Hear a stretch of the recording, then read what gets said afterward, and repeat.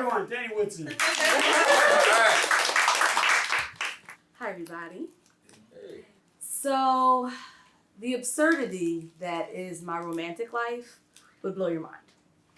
I don't have time to tell you all the stories. I only have like 8 minutes. So I'm going to just stick with the very first one. So this is the story of the day I met my first boyfriend's mother. His name was Ivan Simonov, and I met him during summer break after my freshman year of college. So Ivan was this fresh off the boat Russian who only hung out with Dominicans and only dated black chicks. He was different and intense and hairy, and I was all about him. So when it was time to meet his family, I was really excited, right? This was some like adult relationship stuff. And it was my first boyfriend. I was a late bloomer. But I was also terrified because I had no idea what I was getting myself into, right? If it was a black mom, easy, I have one of those, you know? A Latina ma, está bien, I got that. A white mom, I've been in those homes, I know those kitchens. But a Russian mom? How do you handle that? Right? I don't know the language. I don't know the cultural norms. I don't know the spices in the food. Do they season their chicken? I don't know. I have no idea. But the day was here and it was time to learn. So the first thing I learned about Russians is that they like to demonstrate hospitality by forcing you to eat several full-course meals while they watch. So after the initial pleasantries, I was immediately brought to the kitchen table, right? And so I'm stuffing my face, I'm smiling through meat pies and kefir, which is basically turned milk, and I'm just passing all the tests, right? I'm like, boom, boom, bam. And then came the dessert round, a simple piece of candy. Now I asked if it had nuts in it, because for those of you who don't know me, which is everyone but her, I am deathly allergic to nuts. But at the time I was 19 and I was like invincible. I like to laugh in the face of death by leaving my EpiPen at home. So I asked about the nuts, and I explained the situation.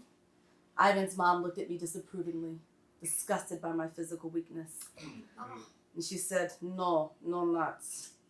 I'm horrible at Russian accents, by the way, so you just have to bear with me through this. So I smiled meekly, and I took the smallest bite possible, just to please her. Immediately, I knew something was wrong. It was like every cell in my body was screaming, Dani, you in danger, girl. And so I asked again. I was like, hi, yeah, are you sure there's no nuts in this? Because I'm starting to feel a little weird. She's like, no nuts. I said, okay.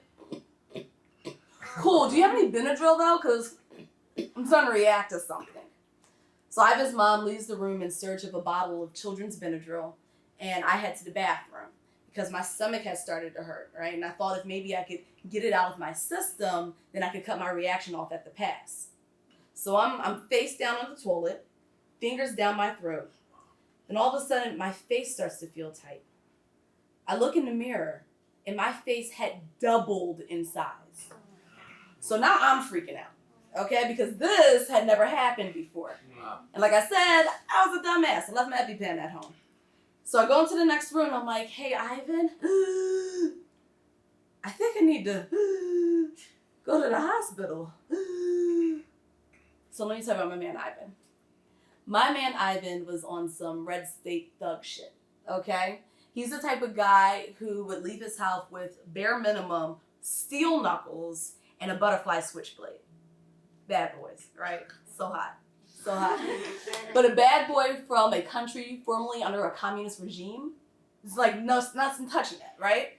But that's not the point. The point wasn't how hot he was. He was hot. But the point is that as hardcore as Ivan was, the man was shook as soon as he saw my face. During the entire time we dated, I had never seen him more frightened as when I walked into that room. So he throws me into the car. We're speeding to the hospital. By the time we get there, he has to carry me in because I can't breathe. As it turns out, my throat had closed up 75%. So they give me a few IVs, they put an oxygen mask on my face, and they hook me up to a heart monitor. Once I'm out of the woods, a nurse comes into my room and she says that a man is running up and down the hallways yelling your name. Is it safe to let him in? And once I reassure her that he's one of the safe Russians, she didn't get to know about the switchblade. She let him in, and that's where we spent the night, in the hospital. So the next day, we went back to his parents' house, and we arrived just in time for lunch. Yay! And as I fix my plate, I reach for a bowl of food. Niven's mom knocks my hand out the way and she says, "No, there's nuts in it. I don't want to bury you in the backyard." Wow. That's what she said to me, y'all. She said that. I was like, I don't want that either. Thank you so much. And that's how the visit ended. That's how it ended. Ivan and I dated off and on for about 3 years afterwards. I eventually won his mother over because who wouldn't love me? And I'm still waiting for that hospital bill to sneak attack me and ruin my credit. I wish there was some profound moral at the end of this, like your story. There really isn't, except for maybe that life happens and dating sucks. But if you do it right, you have an absurd story to tell people and make them laugh.